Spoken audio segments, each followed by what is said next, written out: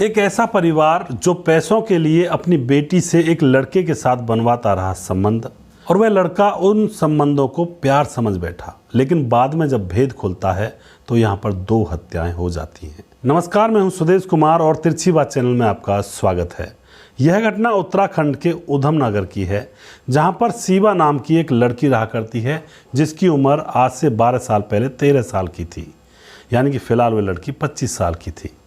दोस्तों, सीबा 13 साल की जब थी तो उसका परिवार थोड़ा सा गरीब था। उनके पास ज़्यादा खाने को भी कुछ नहीं होता है और घर का खर्चा चलाने के लिए भी पैसे नहीं होते हैं। उनके पड़ोस में एक सलमान नाम का लड़का रहा करता है, जो कि फ़िलहाल 15 साल का है और वह प्लम्बर का काम किया करता है, तो उसके पास कुछ पैसे आ जाया करते हैं। शादी उसने की नहीं थी तो उसका खर्चा ज़्यादा नहीं था, कुछ घर वालों को देता, कुछ उनको दे देता था। तो उस लड़की को वह पैसे दे दिया करता और उसका काम चला रहा था। धीरे धीरे अब क्या होता है दोस्तों, वह सीबा के साथ संबंध भी बनाने लगता है और यह बात सारे घर वालों को पता थी, लेकिन घर वाले बस पैसों की खातिर चुप रहते हैं।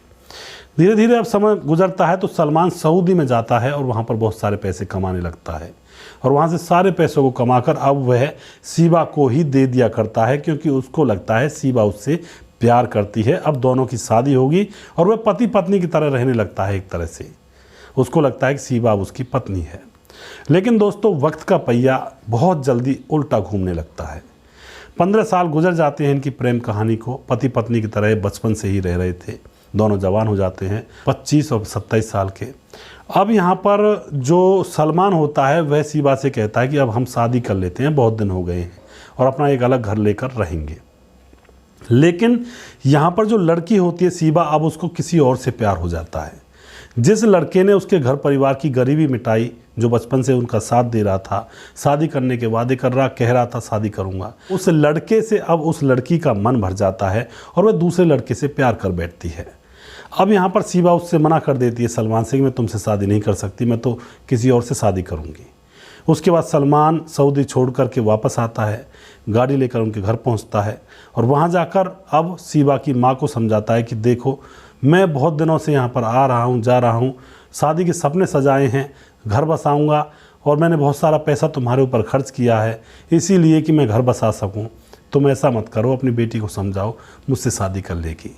लेकिन जो सीबा की माँ होती है वह भी लालची थी, क्योंकि अब जिस लड़के को उसकी लड़की ने पकड़ा था वह उससे भी ज़्यादा अमीर था। अब उनका खर्चा और ज़्यादा चल रहा था। दोस्तों, यहाँ पर उसकी जो माँ होती है सीबा की, अब उस लड़के सलमान को घर से धक्का देकर बाहर निकाल देती है। यह बात उस लड़के के मन में खटक जाती है और उसके बाद वह बाजार जाता है, एक चाकू खरीदता है और अब सीबा का इंतज़ार करने लगता है कि वह बाहर कब निकलेगी। सीबा रोज़ पार्क के अंदर जॉगिंग करने के लिए जाया करती थी सुबह सुबह, तो वह पार्क में ही छुप कर बैठ जाता है। जैसे ही सीबा पार्क में जॉगिंग करने के लिए जाती है तो वह चाकू लेकर वहाँ पहुँच जाता है और पहले उससे कहता है कि तुम मुझसे शादी करोगी या नहीं करोगी।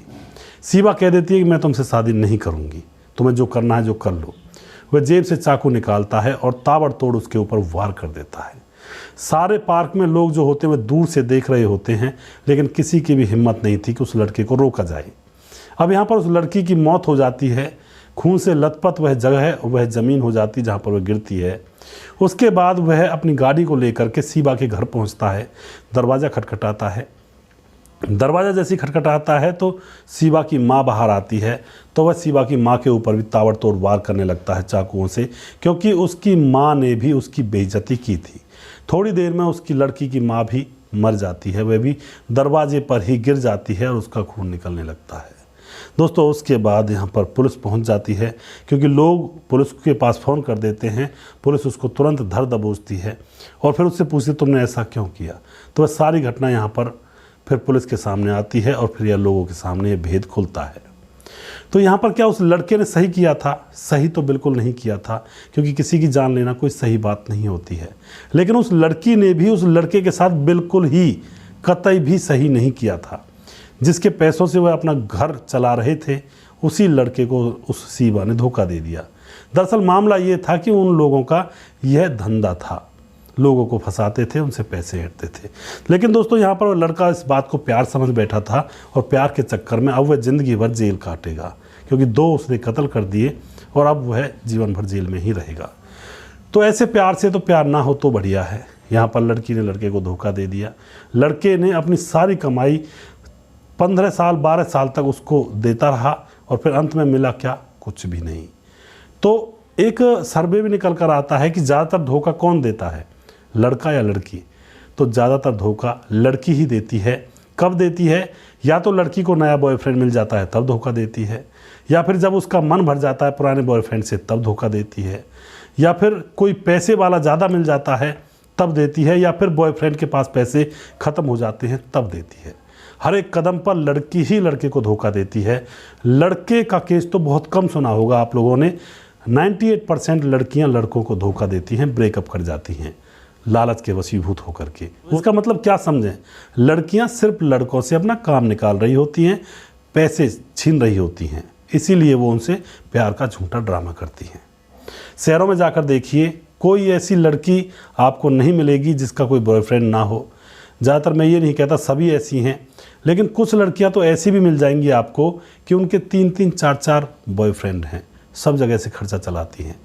तो यह हमारी जो संस्कृति है और समाज गर्त की तरफ जा रहा है। शहरों में तो बिल्कुल इसको धड़ल्ले से, इसको एक तरह से कहते हैं बोटी बोटी काट दिया गया है संस्कारों को। गांव में तो थोड़ा बहुत अभी भी बाकी है, शर्म बाकी है। तो आप क्या कहना चाहते हो इस घटना के बारे में? अपनी राय कमेंट बॉक्स में लिख सकते हैं, लोगों के साथ शेयर कर सकते हैं।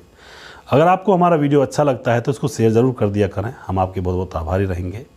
अगला प्रोग्राम बहुत जल्दी फिर से लेकर आऊँगा किसी सच्ची घटना के ऊपर। तब तक आप खुश रहें, सावधान रहें, रिश्तों की अहमियत को समझें, आलतू फालतू के कामों से बचकर रहें, वरना कुछ भी हो सकता है। जय हिंद, जय